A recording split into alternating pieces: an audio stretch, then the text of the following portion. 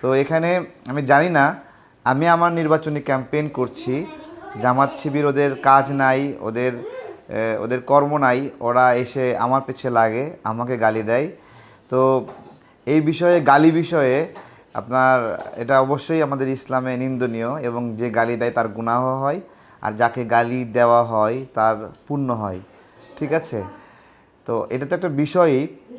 আর আমি এদের গালি বিষয়ে মানে একদমই চিন্তা করি না, ভাবি না। এত নোংরা নোংরা গালি দেয়, আমার এটাতে সমস্যা হয় না। অনেকে বলে যে এত গালি দেয় তারপরেও তো শিক্ষা হয় না। আরে ভাই, আমার তো শিক্ষা প্রয়োজন নাই এই গালি বিষয়ে। আমি তো কাউকে এই গালি শুনে গালি দিই না। ওদের গালি শুনে কি আমি সেই শিক্ষা নেব যে আমি গালি দেব? তো এটা জামাত শিবিরের ক্যারেক্টার। 1971 সালে আমাদের দেশের বিরুদ্ধে অবস্থান নিয়েছিল। আমি আজকে একটা কথা বলি, কেউ যদি দেশের বিরুদ্ধে অবস্থান নেয় এবং দেশকে ভিনদেশি শত্রুদের হাতে তুলে দেওয়ার ষড়যন্ত্র করে, দেশের মানুষকে হত্যা করে এবং বিদেশি শত্রুদের হাতে দেশের মা বোনদেরকে তুলে দেয় ধর্ষণ করার জন্য, তারা যত শক্তিশালী হোক, যত তৌবা পড়ুক, দেশের শাসন ক্ষমতায় বসানোর জন্য তাদেরকে ভোট দেওয়া জায়েজ কিনা? ভোট দেওয়া জায়েজ কিনা? যারা দেশের মানুষকে হত্যা করেছে, যারা দেশের মানুষকে, নারীদেরকে, মাদেরকে ধর্ষণ করেছে, তাদেরকে ভোট দেওয়া জায়েজ কিনা?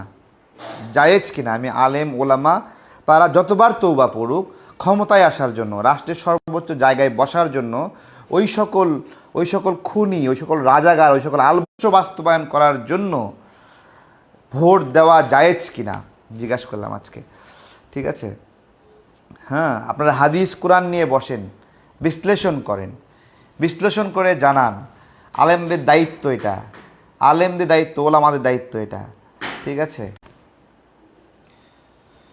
জামাত ওরা সংঘবদ্ধ হতে পারে, এখন ইসলামের কথা বলতে পারে, এবং তারা টুপি দাঁড়িয়ে রেখে অনেক ভালো যেতে পারে, যদি এই চিন্তা ও আদর্শ রাখে যে যারা যারা গণহত্যায় জড়িত, যারা যারা ধর্ষণ করেছিল,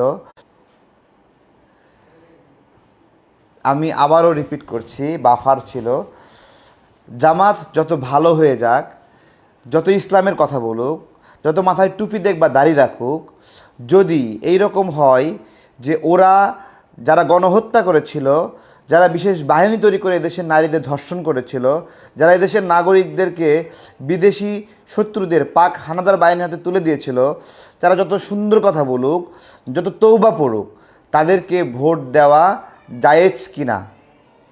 তারা যত ভালোই হয়ে যাক, দেশকে শাসন করার মতো, দেশকে শাসন করার উদ্দেশ্যে তাদেরকে ভোট দেওয়া জায়েজ কিনা? ঠিক আছে? তো তাদেরকে ভোট দেওয়া মানে ওই খুনি, ওরা কিন্তু ওই আদর্শকে আদর্শ মনে করতেছে, ওই সিলসিলাকেই তারা ধারণ করে আছে, ওই নাম, ওই ফেম, ওই কার্যক্রম। সবচেয়ে গুরুত্বপূর্ণ বিষয়, গোলাম পারওয়ার বলছে যে পাকিস্তানিরা, গোলাম পারওয়ারের বক্তব্য দেখেন, গোলাম পারওয়ার বলছে পাক বাহিনী মুক্তিযোদ্ধাদের কাছে আত্মসমর্পণ করেনি, ভারতীয় বাহিনীর কাছে আত্মসমর্পণ করছে। ওর ভাল লাগছে যে মুক্তি বাহিনীর কাছে পাক বাহিনী আত্মসমর্পণ করেনি, মানে কোনোভাবেই মুক্তি বাহিনীর কাছে ও ছোট হতে চায় না। চিন্তা করতে পারেন ও কত বড় রাজাকার, কত বড় আলবদর। ও বলতেছে পাক বাহিনী মুক্তি বাহিনীর নিকট আত্মসমর্পণ করেনি, এটা ও খুশি খুশি করে বলতেছে, গলা ফুলায়ে ফুলায়ে বলতেছে। ওর কাছে আনন্দ লাগতেছে যে মুক্তি বাহিনীর কাছে ছোট হয়নি। তাই মুজাহিদ, রাজাকার আলবদর মুজাহিদ কি বলছিল যে পাক বাহিনী আত্মসমর্পণ করলেও আলবদর তারা আত্মসমর্পণ করেনি। বলছে না এই কথা যে পাক বাহিনী আত্মসমর্পণ করলেও আলবদর আত্মসমর্পণ করেনি? ওরা শেষ পর্যন্ত ওই চিন্তা আদর্শকেই লালন করে গেছে। এই যদি তাদের অবস্থান হয়, তাদেরকে ভোট দেওয়া জায়েজ কিনা আমি আলেমদেরকে বসে জিজ্ঞাসা করব। বাস্তবতা হলো পাক বাহিনী যেই সনদে স্বাক্ষর করেছিল আত্মসমর্পণ দলিলে, সেখানে লেখা আছে যৌথ বাহিনী, বাংলাদেশ ও ভারতীয় বাহিনী মিলে যে যৌথ বাহিনী তৈরি হয়েছিল, বেসিক্যালি যখন পাকিস্তান ভারতের বিমান ঘাঁটিতে 3 ডিসেম্বরের দিকে হামলা করলো, তখন ভারত এই যুদ্ধে জড়িয়ে গেল এবং বাংলাদেশের মুক্তিযুদ্ধে তারা সমর্থন করলো। এই সমর্থনের পরে পাক বাহিনী বিরুদ্ধে মুক্তিযোদ্ধারা এবং ভারতীয় বাহিনী যৌথভাবে লড়াই করেছে এবং 14ই ডিসেম্বরে ব্যাপক গণহত্যা চালিয়েছে এই রাজাকার আল বদর এবং সেই সময় গোলাম আজম বলেছিল যে এই যে বুদ্ধিজীবীদের তালিকা, হ্যাঁ, এটা করেছে হলো আল বদর। রাও ফরমান আলী তার লিখেছে যে আল বদর দেওয়া লিস্ট অনুযায়ী বুদ্ধিজীবীদের হত্যা করা হয়েছে এবং গোলাম আজম এও বলেছে সে অনেককে বাঁচানোর চেষ্টা করেছে। আচ্ছা, এই বুদ্ধিজীবীদের অনেককে বাঁচানোর চেষ্টা করলে কারা চেষ্টা করবে? যারা এই লিস্টটা করেছে তাদের হাতে এই এখতিয়ার, এবং এরা এই জামাতিরা আজকে বলছে যে বুদ্ধিজীবীদের পাক বাহিনী হত্যা করেনি। পাক বাহিনী হত্যা করলেই তোদের কি, না করলেই কি? তোরা তো নাকি দোষী না, তোরা নাকি সম্পৃক্ত না, তাহলে তুই এই যুক্তি কেন দেস? বাস্তবতা 14ই ডিসেম্বর যে বুদ্ধিজীবী গণহত্যা, এটা শুরু হয়েছিল 10 ডিসেম্বর থেকে। এই পাক বাহিনী আল বদর, আল শামস, রাজাকার এরা মিলে 14ই ডিসেম্বর পর্যন্ত এখানে 14ই ডিসেম্বর পর্যন্ত ঢাকাতে মুক্তি বাহিনীর কোনো অ্যাক্সেস সেভাবে ছিল না এবং 15ই ডিসেম্বরে ঢাকার দিকে মার্চ করা শুরু করে, বঙ্গবীর কাদের সিদ্দিকরা মার্চ করা শুরু করে, বিভিন্ন দিক থেকে মুক্তিযোদ্ধারা বিজয় অর্জন করে ঘিরে ধরতে থাকে। তখন 15 ডিসেম্বর বিকেলে ভারতীয় বাহিনী ঢাকায় পদার্পণ করে। তখন এই পাক বাহিনী আত্মসমর্পণের উদ্দেশ্যে তাদের সঙ্গে দেখা করে। তাহলে 15ই ডিসেম্বর যদি ভারতীয় বাহিনী বা মুক্তি বাহিনী যদি বাংলাদেশে ঢোকার জন্য উদ্যত হয়, তাহলে 14ই ডিসেম্বর কিভাবে সেই বাহিনী হত্যা করলো? তার মানে 14ই ডিসেম্বর থেকে 10 ডিসেম্বর পর্যন্ত হত্যায় এই রাজাকাররাই জড়িত ছিল।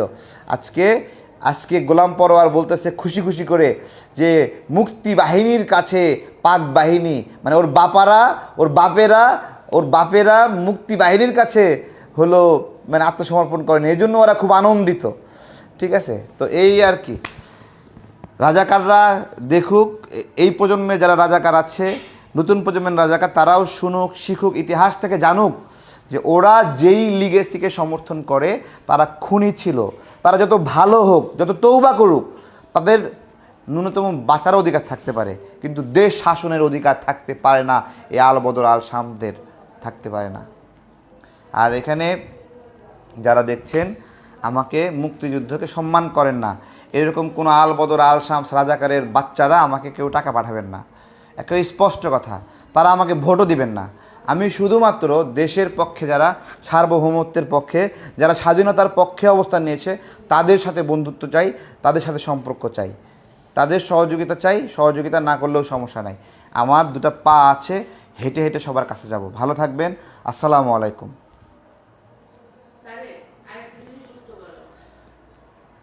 কি যুক্ত করব? তুমি কি যুক্ত করতে বলছো?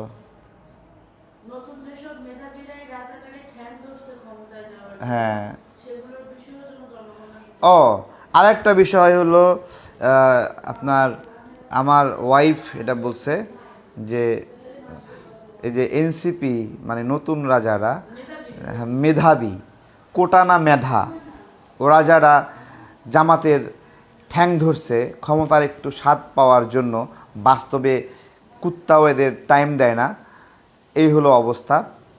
তো আমাদের যে সকল মেধাবীরা জামাতের ঠ্যাং ধরছে, একটা জিনিস চিন্তা করুক এই মেধাবীরা, কোটা না মেধা, যে জামাত যদি ক্ষমতায় যায়, এই যে রাজাকার আল বদর দেশের বিরুদ্ধে, সার্বভৌমত্বের বিরুদ্ধে, যারা মানুষের বিরুদ্ধে যারা যুদ্ধ করছে, দেশের মানুষকে হত্যা করেছে, ধর্ষণ করেছে, ওরা যদি ক্ষমতায় যায়, তাহলে একটা ইতিহাস হয়ে থাকলো এই কোটা না মেধা, ঠিক আছে, মেধাবী, ঠিক আছে, সেই নাহিদ আসিফরা, সেই মেধাবীরা এই জামাতকে হেল্প করলো সেই বিষয়ে আর কি। জামাত এতদিন অন্যের দালাল হয়েছিল, কখনো আওয়ামী লীগের দালাল, জাতীয় পার্টির দালাল, কখনো বিএনপির দালাল।